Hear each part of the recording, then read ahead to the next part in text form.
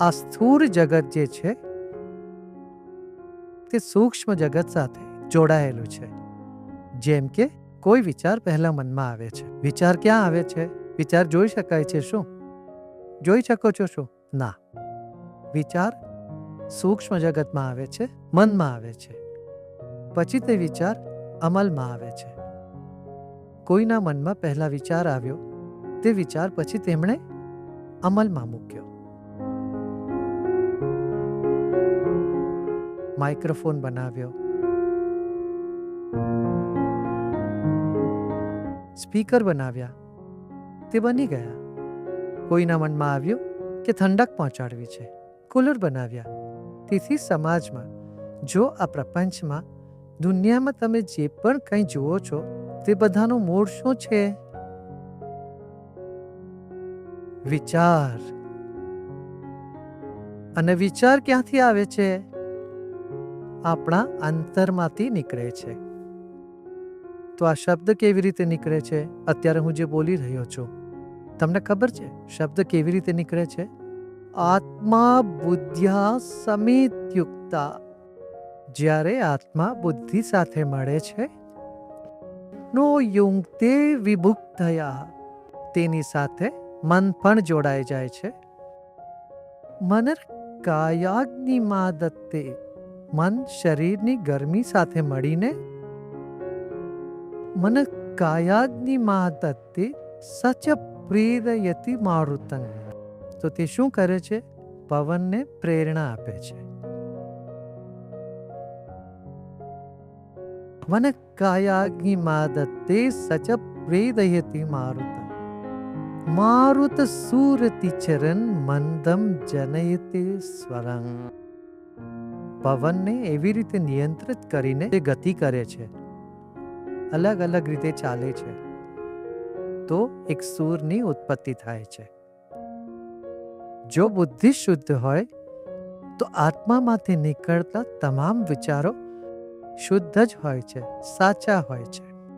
જો બુદ્ધિમાં ગડબડ હોય તો આવું જ થાય છે.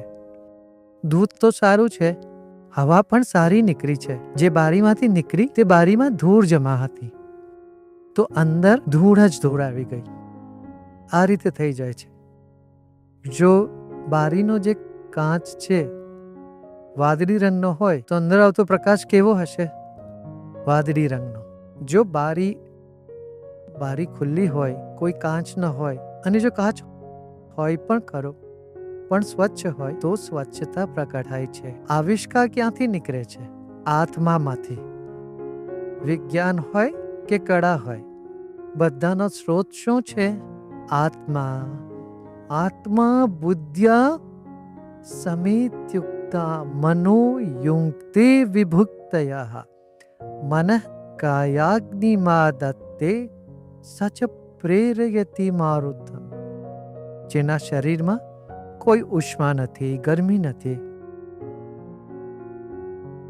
માની લો કે તે મરણાસન્ન છે, તે વ્યક્તિમાં ઉર્જા તો છે નહીં, શક્તિ નથી, તો અવાજ ઉઠતો નથી, નીકળતો નથી.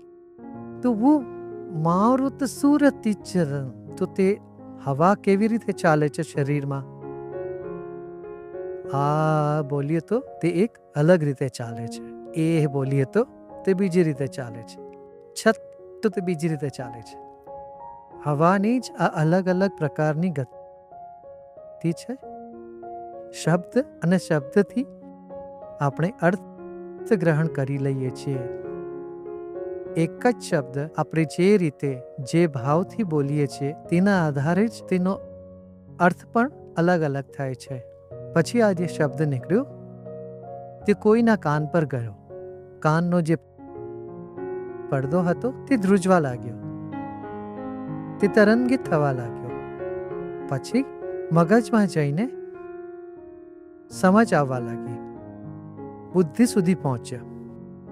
હા, શું જે શરીરની બનાવટ છે,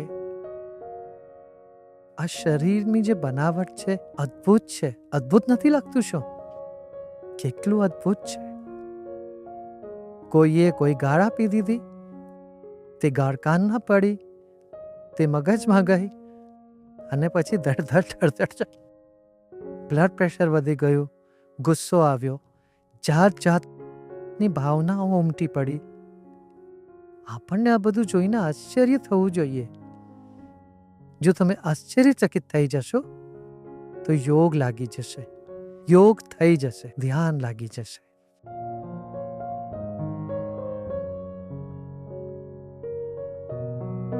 કોઈના પણ દુર્વ્યવહારથી આપણે ક્રોધિત ન થવું જોઈએ. વાહ, આશ્ચર્ય, વાહ, આવું પણ થઈ શકે. આશ્ચર્યચકિત થઈ જશો તો તમને લાગશે, વાહ, શું સુંદર સૃષ્ટિ છે. એમાં શેરડી પણ છે, મરચું પણ છે, દુર્ગંધ પણ છે, સુગંધ પણ છે. અહીં બધું જ છે. જીવન પરિવર્તિત કરતી આવી ટિપ્સ માટે ગુરુદેવની ગુજરાતી યુટ્યુબ ચેનલને સબસ્ક્રાઇબ કરો.